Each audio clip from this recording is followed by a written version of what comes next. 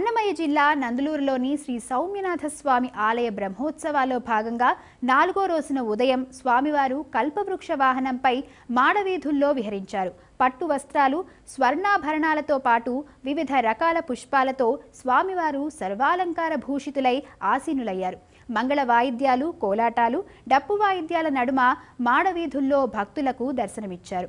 భక్తుల గోవిందనామాలు, కోలాహలం మధ్య కల్పవృక్ష వాహన సేవ వేడుకగా జరిగింది. అబ్బో, ఇక్కడ కేజీ చీరలు కొంటే అర కేజీ చీరలు ఫ్రీ అంట. మంగళ్య షాపింగ్ మాల్, కేజీల్లో సేల్, టన్నుల్లో ఆనందం.